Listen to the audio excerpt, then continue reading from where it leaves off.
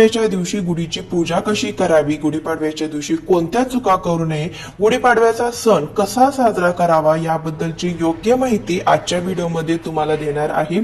थोडासा वेळ काढून नक्कीच हा व्हिडिओ संपूर्ण बघा, कारण की हा व्हिडिओ पाहिल्यानंतर तुमच्या मनामध्ये गुढीपाडव्याच्या सणाविषयी किंवा गुढीपाडव्याचा सण कसा साजरा करायचा, का साजरा केला जातो याबद्दलची कोणतीही शंका मनामध्ये राहणार नाही। चैत्र शुक्ल प्रतिपदेला गुढीपाडव्याचा सण साजरा केला जातो।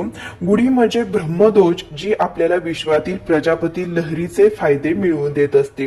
हिंदू धर्मामध्ये अशी मान्यता आहे की पूर्ण सृष्टी ही त्रिदेवांनी संचलित केली आहे। ब्रह्माने उत्पत्ती केली आहे, भगवान विष्णू हे पालन करता आहेत आणि महेश संहार आहेत। या सर्व देवांपासून निर्मिती लहरी सृष्टी संचालित करतात। त्यातील ही ब्रह्मलहरी किंवा प्रजापती लहरी, ब्रह्मदेवाने विश्वनिर्मिती केली ती पाडव्याच्या दिवशीच आणि पुढे सत्ययुगाची सुरुवात झाली आणि म्हणूनच नूतन वर्षारंभ म्हणून देखील चैत्र शुक्ल प्रतिपदेला गुढीपाडव्याचा सण साजरा करण्याची परंपरा आहे। यंदा 2026 मध्ये चैत्र महिन्याची प्रतिपदा तिथी ही 19 मार्च 2026 रोजी सकाळी 6:55 सुरू होणार असून ती 20 मार्च 2026 पहाटे 4:50 पर्यंत असणार आहे। अशा परिस्थितीमध्ये उदय तिथीनुसार 19 मार्च रोजी गुढीपाडव्याचा सण हा साजरा केला जाईल। यंदा वर्षातील शेवटची अमावस्या म्हणजे फाल्गुन अमावस्या ही 18 मार्च 2026 बुधवार या दिवशी ही दर अमावस्या सकाळी 8:25 नंतर सुरू होत असून दुसऱ्या दिवशी म्हणजेच गुरुवारी 19 मार्च 2026 या दिवशी सकाळी 6:53 पर्यंत असणार आहे। गुढीपाडव्यानिमित्त केले जाणारे विधी पूजा, ज्या व्रतवैकल्ये आहेत किंवा नवरात्रीची सुरुवात आहे तर ती सकाळी अमावस्या समाप्तीनंतर करावी, म्हणजे सकाळी 6:53 नंतरच आपण गुढी जी आहे तर ती उभारायची आहे। चैत्र शुक्ल प्रतिपदा ही जरी क्षय दिवस तिथी असली तरी देखील गुढीपाडव्याचा हा दिवस 3.5 मुहूर्तांपैकी एक शुभ मुहूर्त असल्याने या दिवशी वाहन, सोने, जागा, नवीन वस्तू इत्यादी खरेदी तसेच व्यवसायाचा शुभारंभ करण्यास काहीही हरकत नाही। त्यामुळे 19 मार्चला सकाळी 6:53 नंतर आपल्याला गुढी उभारायची आहे आणि गुढीपाडव्याचा सण हा 19 मार्च गुरुवारीच आपल्याला साजरा करायचा आहे। हिंदू दिनदर्शिकेनुसार गुढीपाडव्याचा शुभ मुहूर्त 19 मार्च रोजी सकाळी 6:44 पासून ते सकाळी 8:14 पर्यंत असणार आहे। या वेळेमध्ये तुम्ही गुढी उभारण्याचा प्रयत्न करावा। गुढी ही सकाळी सूर्योदय झाल्यानंतर 8 वाजेपर्यंत आपल्याला उभारायची असते। गुढी ही खूप उशिरा 11-12 वाजता अशा वेळेस तुम्ही चुकून देखील उभारायची नाही, गुढी सकाळीच उभारावी। या दिवशीचा अभिजित मुहूर्त दुपारी 12:04 पासून ते दुपारी 12:53 पर्यंत असेल। लाभ मुहूर्त दुपारी 12:46 पासून ते दुपारी 2:17 पर्यंत असेल। अमृत मुहूर्त दुपारी 2:17 पासून ते दुपारी 3:49 पर्यंत असेल। या वेळेमध्ये तुम्ही तुमची जी काही खरेदी असेल किंवा शुभ कार्याचे असेल तर ते या वेळेमध्ये तुम्ही करू शकता। यानंतर गुढी उतरवण्याचा शुभ मुहूर्त 19 मार्च रोजी संध्याकाळी 5:18 पासून ते संध्याकाळी 6:49 पर्यंत असेल। या वेळेमध्ये तुम्हाला गुढी जी आहे तर ती उतरवायची आहे। गुढीपाडव्याचा हा सण 3.5 मुहूर्तांपैकी एक मानला जातो, त्यामुळे एखाद्या शुभ कार्याचा आरंभ करण्यासाठी हा मुहूर्त उत्तम मानला जातो। प्रत्येक जण ही मुहूर्त साजरा करण्याची परंपरा, प्रथा ही प्रत्येकाच्या वेगवेगळ्या असतात। दिवाळी सणाप्रमाणेच गुढीपाडव्याच्या दिवशी पहाटे लवकर उठून अभ्यंग स्नान करण्याची प्रथा आहे। अभ्यंग स्नानाचे विशेष असे महत्व आहे। आयुर्वेदानुसार संपूर्ण शरीराला सर्वप्रथम तेल आणि त्यानंतर उटणे लावून आंघोळ करणे यास अभ्यंग स्नान असं म्हटलं जातं। अभ्यंग स्नानामुळे आपल्याला कित्येक आरोग्यवर्धक आणि सौंदर्यवर्धक लाभ देखील मिळत असतात। गुढीपाडव्याच्या दिवशी अभ्यंग स्नान करत असताना आपण थोडीशी 2-4 कडुलिंबाची पाने आपल्याला या आंघोळीच्या पाण्यामध्ये टाकायची आहे. त्यासोबत चिमूटभर हळद देखील टाकायची आहे आणि त्या पाण्याने आपल्याला सर्वप्रथम स्नान करायचे आहे. शरीराला थंडावा देणाऱ्या कडुलिंबाची पाने आंघोळीच्या पाण्यामध्ये घातल्याने किंवा ती वाटून अंगाला लावल्याने आरोग्याच्या दृष्टीने ते हितकारक समजले जातात. कारण की यामुळे जी पचनक्रिया आहे तर ती सुधारते, पित्तनाश होतो, त्वचा रोग बरे होतात आणि शरीरातील उष्णता देखील संतुलित ठेवते. कारण की सध्या आपल्याला उन्हाळा बाधू नये म्हणून गुढीपाडव्याच्या सणाच्या सुरुवातीलाच आपण कडुलिंबाची पाने जी आहे तर त्या या सणाला वापरत असतो. आपल्या पूर्वजांनी ही एक योग्य आणि व्यवस्थित रीत बनवलेली आहे, जेणेकरून सणाच्या निमित्ताने या ज्या वस्तू आहेत तर त्या वापरल्या जातात आणि तो सण जो आहे तर त्या ऋतूमध्ये येत असतो आणि ऋतू बदलामुळे आपल्या शरीराला होणारा त्रास जो आहे तर तो देखील दूर होत असतो. त्यासाठी प्रत्येक सणाला अशा काही आयुर्वेदिक वस्तूचं महत्व हे खूप सांगितलं जातं. सकाळी लवकर उठून अभ्यंग स्नान करून त्यानंतर सांगितलेल्या मुहूर्तावरती आपल्याला गुढी जी आहे तर ती उभारायची आहे. गुढी उभारत असताना शक्यतो सकाळी लवकरच गुढी उभारायची आहे. आपल्याला एक वेळूची काठी म्हणजेच बांबूची काठी आपल्याला घ्यायची आहे तर ती स्वच्छ करून घ्यायची आहे. तुम्ही जुनी तुमची काठी असेल प्रत्येक वर्षीची तर ती देखील तुम्ही स्वच्छ करून घेऊ शकता किंवा नवीन काठी जी आहे तर ती तुम्ही खरेदी करून आणू शकता. परंतु प्लॅस्टिकची पाईप किंवा लोखंडी पाईप अशा ज्या वस्तू आहेत तर ते आपल्याला गुढी उभारताना चुकून देखील वापरायच्या नाहीत. बांबूची काठीच आपल्याला वापरायची आहे. काठी वापरत असताना त्याचा जो जाड भाग आहे तर तो खाली ठेवायचा आहे आणि निमुळता भाग आहे तर तो वरच्या बाजूला ठेवायचा आहे. अशा प्रकारेच आपल्याला काठी वापरायची आहे. काठी कधीही उलटी वापरू नका, जेणेकरून जाड भाग खाली होईल आणि निमुळता भाग वर होईल. त्यामुळे आपली प्रगती जी आहे तर ती खुंटत असते. त्यासाठी आपल्याला गुढीची काठी जी आहे तर ती अशा प्रकारे वापरायची आहे. गुढीला साडी नेसवत असताना आपण जी साडी बांधण्यासाठी सुतळीचा वगैरे वापर करू नये. तुम्ही अशा लाल पिवळा धागा ज्याला कलावा म्हणतात असा कलावाचा वापर वगैरे करू शकता. परंतु गुढीला साडी बांधत असताना सुतळीचा वापर चुकून देखील केला जात नाही.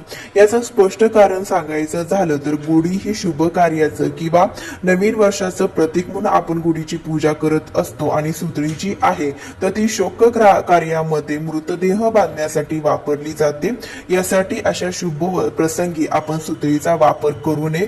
असा कलावाचा वापर तुम्ही करायचा आहे. गुढी हे समृद्धीचे, मांगल्याचे, ऐश्वर्याचे प्रतीक मानले जाते, ज्याला आपण ब्रह्मध्वज असं देखील म्हणत असतो. त्यामुळे गुढीला कोणत्या रंगाची साडी नेसवावी याबद्दल शास्त्रात काही गोष्टी सांगितलेल्या आहेत. गुढीच्या साडीसाठी रंग निवडताना तो प्रसन्न असावा, रंग गडद असला तरी उठावदार असावा, तसेच त्या रंगाचे धार्मिक महत्व देखील असावे. त्यासाठी गुढीला तुम्ही केशरी रंगाची साडी ही प्रामुख्याने वापरू शकता. केशरी रंग हा मांगल्याचा, विजयाचा रंग म्हणून ओळखला जातो. हिंदू धर्मात भगव्या रंगाला म्हणजेच केशरी रंगाला महत्वाचे स्थान आहे. गुढीपाडव्याचा सण हा हिंदू नववर्षाची सुरुवात म्हणून ओळखला जातो. त्यामुळे गुढीला केशरी रंगाची साडी नेसवणे शुभ मानलं जातं. यानंतरचा शुभ रंग येतो तर तो म्हणजे लाल रंग. हिंदू धर्मात लाल रंगाला सौभाग्याचं प्रतीक मानलं जातं. कोणत्याही धार्मिक आणि शुभ कार्यामध्ये लाल रंग वापरला जातो. नववधूसाठी देखील हा रंग शुभ मानतात. तसेच लाल रंग शौर्याचा रंग मानला जातो. त्यामुळे गुढीला लाल रंगाची साडी नेसवणं शुभ मानलं जातं. यानंतरचा रंग येतो तर तो म्हणजे हिरवा रंग. हिरव्या रंगाला देखील मंगल कार्यामध्ये महत्वाचे स्थान आहे. कोणत्याही शुभ कार्यात हिरव्या रंगाची साडी किंवा हिरवा चुडा सुवासनी सौभाग्याचे प्रतीक म्हणून परिधान करत असतात. त्यामुळे गुढीला देखील या रंगाची साडी निश्चितच तुम्ही नेसून तिचे सौंदर्य तुम्ही खुलावू शकता. यानंतरचा रंग म्हणजे गुलाबी रंग. गुलाबी रंगाचे देखील एक वेगळे असे वैशिष्ट्य धार्मिक कार्यामध्ये आहे. होळीच्या सणाला गुलाल लावून या सण आनंदाने साजरा करतात. तसेच देवांना सुद्धा गुलाल लावून होळी खेळतात, म्हणून हा रंग शुभ मानला जातो. या रंगाची साडी सुद्धा उठावदार दिसते. त्यामुळे गुढीसाठी गुलाबी रंग तुम्ही वापरू शकता. यानंतरचा रंग म्हणजे पिवळा रंग. पिवळ्या रंगाला तेजस्वी आणि शुभ मानलं गेलं आहे. हा रंग भगवान विष्णूंना अतिशय प्रिय आहे. पिवळा रंग हा सकारात्मकता, प्रसन्नता व ऊर्जेचं प्रतीक मानला जातो. पिवळे पितांबर देवाला देखील नेसवले जातात. त्यासाठी तुम्ही गुढीसाठी पिवळा रंग जो आहे तो वापरू शकता. यावर्षी गुढीपाडवा हा गुरुवारी आल्याने गुरुग्रहाचा देखील प्रतिनिधित्व हे पिवळा रंग करत असतो. त्यामुळे आपल्याला गुरूंचा आशीर्वाद प्राप्त होतो. आपल्या कुंडलीतील गुरुग्रह बळकट होऊन आपल्या कोणत्याही कार्यामध्ये अडचण येत नाही. प्रत्येक कार्यामध्ये आपल्याला यश मिळते. त्यासाठी पिवळा रंग जो आहे तर तो तुम्ही वापरू शकता. गुढीपाडव्याचा सण हा 3.5 शुभ मुहूर्तांपैकी एक मानला जातो. गुढीला मांगल्याचे प्रतीक मानतात. त्यामुळे गुढीसाठी नेहमी उठावदार व शुभ रंग वापरणे लाभदायक सांगितलं जातं. गुढीसाठी साडी देखील पारंपरिक भरजरी निवडावी, ज्यामुळे गुढी अधिक प्रसन्न आणि खुलून दिसते. मात्र गुढीला साडी नेसवताना काळ्या रंगाचा वापर करू नये. काळा रंग हा नकारात्मकता दर्शवतो अशी मान्यता असल्याने शुभ कार्यामध्ये काळा रंग हा परिधान केला जात नाही. त्यामुळे हा रंग सोडता तुम्ही इतर शुभ रंग जे आहे तर ते वापरू शकता. पांढरा रंग हा शांततेचा प्रतीक असला तरी देखील पांढरा रंग हा शोक प्रसंगी वापरला जातो, दुःखा समारंभात वापरला जातो. त्यासाठी शुभ प्रसंगी तुम्ही पांढऱ्या रंगाचे, काळ्या रंगाचे कपडे जे आहेत तर ते परिधान देखील करू नये आणि गुढीला देखील यावेळेस तुम्ही परिधान करू नयेत. या व्यतिरिक्त इतर शुभ रंगाचे जे कपडे आहेत, साडी जे आहे तर ते तुम्हाला गुढीला नेसवायची आहे. वेळूच्या काठीला आपल्याला शुभ रंगाची साडी नेसवून त्याला आंब्याचा डहाळा, कडुलिंबाचा डहाळा, साखरेच्या गाठी, त्यानंतर फुलांचा हार लावून गुढी आपल्याला सजवायची आहे.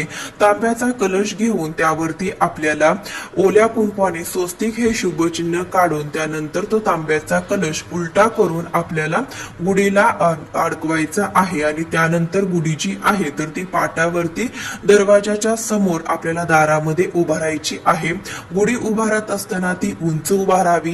गुढी उभारत असताना आपल्या घराच्या मुख्य दरवाजाच्या उजव्या बाजूस आपल्याला गुढी जी आहे तर ती उभारायची आहे. पूर्व, पश्चिम, उत्तर दिशेला तुम्ही गुढी उभारू शकता, परंतु दक्षिण दिशेला गुढी चुकून देखील उभारू नये. गुढीची पूजा करत असताना आपल्याला सर्वप्रथम गुढीच्या काठीवरती 5 ठिकाणी 3-3 आपल्याला रेषा किंवा 5-5 चंदनाने रेषा ओढून त्यावरती हळदी कुंकू वाहून घ्यायचं आहे. हळदी कुंकू लावून घ्यायचा आहे. सर्वप्रथम दिवा प्रज्वलित करायचा. अक्षतांच्या आसनावरती दिवा ठेवून दिव्याची पूजा करून घ्यायची. गुढीला देखील हळदी कुंकू काठीला लावून घ्यायचं आहे. तुम्ही गणपती बाप्पांची स्थापना सुपारी घेऊन देखील करू शकता. गणपती बाप्पांची पूजा करून गुढीची पूजा करून घ्यायची. गुढीला आपण तुपाच्या निरांजनाने किंवा 2 निरांजनाने ओवाळायचं आहे. धूप दीप ओवाळून घ्यायचा आहे आणि गुढीकडे हे नवीन वर्ष जे आहे तर ते सुख समृद्धीचे जावो यासाठी प्रार्थना करायची आहे. गुढीपाडव्याला नैवेद्य दाखवत असताना सकाळी गुढीपाडव्याला आपल्याला भिजवलेली हरभऱ्याची डाळ, कडुलिंबाची पाने आणि गूळ मिसळून त्याचा नैवेद्य जो आहे तर तो गुढीला अर्पण करायचा आहे.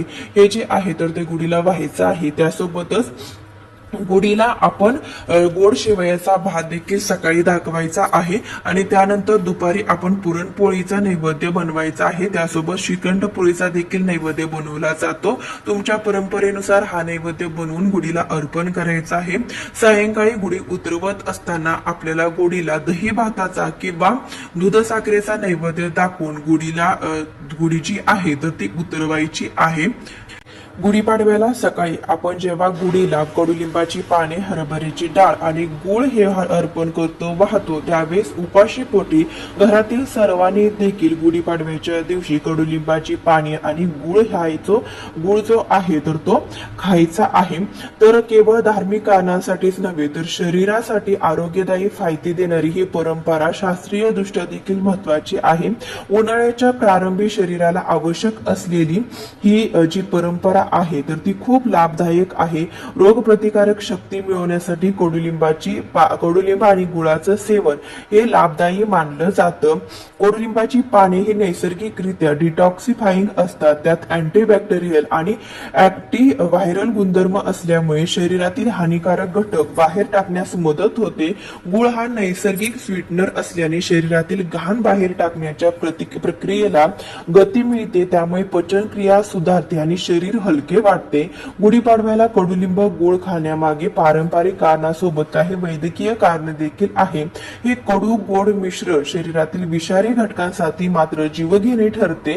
शिवाय आता उन्हाळा सुरू झाल्यामुळे या काळात उष्माघात होणे किंवा खूप गरमीमुळे आजारपण येणे या गोष्टी होतात. त्यामुळे वाढत्या उष्णतेपासून शरीराचं संरक्षण करण्यासाठी कडुलिंबाचा पाला जो आहे तो खाल्ला जातो.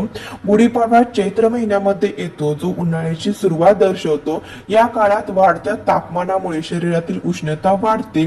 विविध त्वचाविषयक समस्या देखील होऊ शकतात. कडुलिंबाच्या सेवनामुळे शरीर थंड राहते. उन्हामुळे होणाऱ्या फोड, चकत्या, मुरमापासून बचाव होतो. गुळ देखील शरीराला थंडावा देण्याचं काम करतो आणि उष्णतेशी लढण्याची ताकद वाढवतो. आयुर्वेदानुसार कडुलिंब हे एक उत्तम प्रतिजैविक आहे. त्यातील नैसर्गिक घटक संक्रमणापासून बचाव करतात आणि शरीराची रोग प्रतिकारक शक्ती वाढवतात. गुळ हा लोह आणि अन्य खनिजांनी समृद्ध असल्यामुळे रक्त शुद्धता करता देखील हे उपयुक्त ठरते. हे दोन्ही घटक एकत्रित घेतल्याने शरीराला होणारा थकवा आणि अशक्तपणा दूर होतो. गुढीपाडव्याच्या दिवशी गुळ आणि कडुलिंब एकत्रित खाल्ल्याने पचन संस्था सुधारते. गुळ पचनास सोपा असतो आणि गॅस, ऍसिडिटी यासारख्या समस्या टाळण्यास मदत करतो. कडुलिंबातील तंतुमय घटक आतड्यांची स्वच्छता करण्यास मदत करतात आणि पचन संस्था निरोगी ठेवतात. कडुलिंबात असलेल्या अँटीबॅक्टेरियल आणि अँटीफंगल गुणधर्मामुळे त्वचेसंबंधित समस्या दूर होतात. उन्हामुळे होणारे पुरळ, खाज, तेलकटपणा यावर एक नैसर्गिक औषध आहे. तसेच गुळ हा त्वचेसाठी आवश्यक असलेले मिनरल्स पुरवतो, त्यामुळे त्वचा उजळ आणि तेजस्वी दिसते. कडुलिंबाच्या नियमित सेवनाने केसाची मजबूती मिळते आणि कोंड्याची समस्या देखील दूर होते. यासाठी आपण गुढीपाडव्याच्या पहिल्याच दिवशी कडुलिंबाचा पाला आणि गुळ खाण्याची परंपरा आहे. गुढी उभारत असताना गुढीवरती आपण जो तांब्या घेतो तर तो तांब्या ठेवत असताना तुम्ही पितळ, तांब्याचा तांब्या, पितळेचा तांब्या किंवा चांदीचा तांब्या ठेवू शकता. स्टीलचा किंवा काचेचा ग्लास किंवा तांब्या उलटा करून चुकून देखील ठेवू नका. त्यामुळे तुम्हाला फायदा होण्याऐवजी नुकसान होण्याची शक्यता आहे. गुढीवरील कलश हा मंदिरावरील कलशाचं प्रतीक मानला जातो. गुढीवर उलटा कलश जो ठेवतो तो जमिनीच्या दिशेने तोंड करून ठेवला जातो. जमिनीमार्फत ऊर्जा आपल्या घराकडे, कुटुंबाकडे यावी हा यामागील उद्देश असतो. तांब्यावर काढलेले जाणारे स्वस्तिक जे आहे तर ते शुभतेचे आणि चौफर प्रगतीचे प्रतीक मानले जाते. तसेच गुढी पुढे ठेवणारा जाणारा कलश हा शुभतेचे, मांगल्याचे आणि पवित्रतेचे प्रतीक मानले जाते. कलशाचा तोंड जमिनीकडे असल्याने कलशाच्या पोकळीतून प्रक्षेपित होणाऱ्या लहरीमुळे तांब्यात असणारी कडुलिंबाची पाने आणि रेशमी वस्त्र हे सात्विक लहरींना भरीत पडते. भूमीच्या आकर्षण शक्तीमुळे हा रूपांतरित सगुण ऊर्जा प्रवाह जमिनीच्या दिशेने संक्रमित होण्यास आणि त्याचे जमिनीवर सूक्ष्म आच्छादन बांधण्यास सहाय्य होते. तसेच गुढीवरील घटकांना दैवत्व प्राप्त झाल्यामुळे कलशातील पोकळी नादलहरी कार्यरत होतात. या नादलहरीमध्ये वायू आणि आकाश हे उच्च तत्वे सामावली जातात अशी मान्यता असल्याचे सांगितले जाते. स्वस्तिक हे शुभचिन्ह, स्वस्तिक जे आहे तर ते स्पंदने त्यामधून बाहेर पडतात आणि त्यातील चेतनामुळे वातावरणातील काळे आवरण दूर होण्यास सहाय्य होते. त्यामुळे कलशावरती कुंकू आणि स्वस्तिक हे काढले जातात. जेव्हा आपण संध्याकाळी गुढी उतरवून ही गुढी जी आहे तर ती घरामध्ये आणतो, त्यामुळे घरामध्ये त्याच्या शुभ लहरी ज्या आहे तर त्या तांब्यासोबत आपल्या घरामध्ये येतात.